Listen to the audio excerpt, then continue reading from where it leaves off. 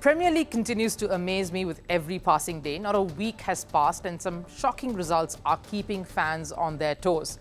The title race continues to intensify, and it's not just the top half of the points table that is creating a lot of chaos and conversations. Every encounter is producing thrilling results, and results that are shaking up the points table. And it's a treat for football fans.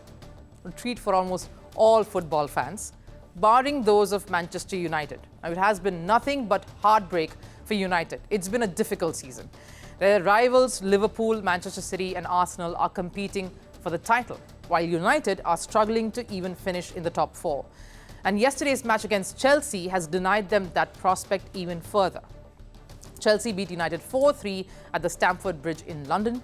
Given the form Chelsea were in, United were going into this face-off with a slight edge and a golden chance to win and away from home. And that's how it seemed for most part of the game.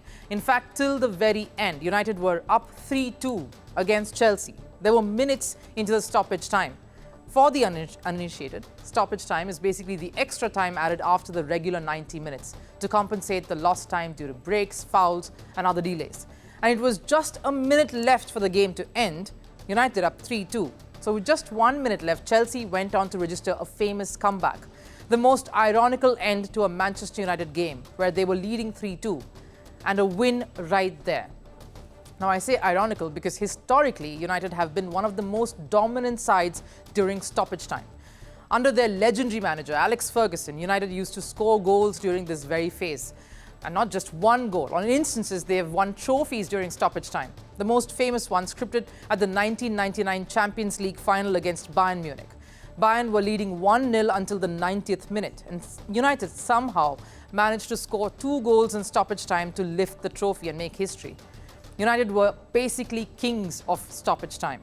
So much so that stoppage time used to be called Fergie time, dedicated to the most successful manager, Alex Ferguson, the man who defined Manchester United. The popular myth went, when United were losing, the referee seemed to add just a few more minutes into that extra time to give United the edge. Of course, I'm referring to the time when Manchester United were beasts, winning games during that phase. United played in the belief that they could do it. Belief amongst players, amongst everyone associated with the United club.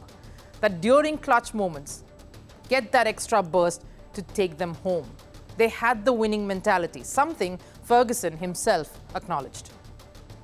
Everyone knows we never give in, no matter who plays us. They know they will have to play right to the death. Players have the belief that we can win the matches in stoppage time. It was a mentality that almost was an heirloom that had to be passed on, and it did, even after he retired. In fact, they have a better record after the 2013 season, the season that Ferguson left the club.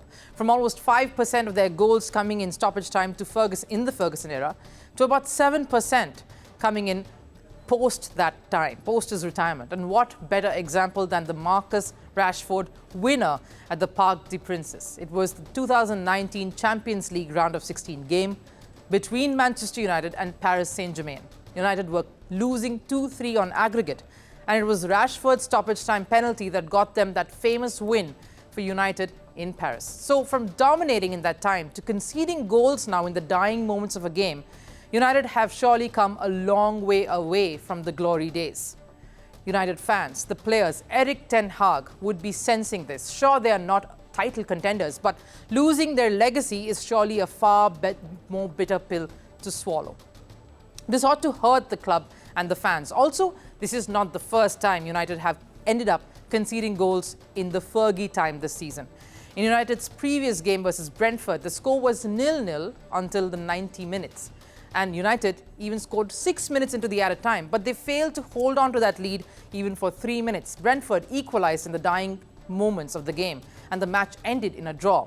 It's now a domino effect, and that is spilling over Old Trafford, and the sight can't be pretty.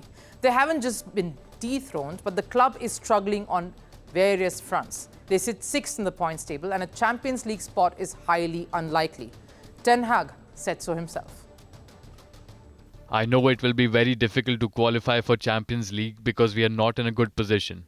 We will keep fighting until the end, but I know we are not in a good position. We have to catch up, and I know we have had a lot of problems, and I am a realistic man in a competition that is so competitive and the teams are so close in levels to each other. This was the statement Erik Ten Hag made before the Chelsea match. United then were 11 points behind fourth-placed Aston Villa. Not that big of a difference, right? They had to reduce that gap and move to fourth slot for Champions League qualification. And they had 9 games to get to that fourth spot and do a massive turnaround. Possible? Sure.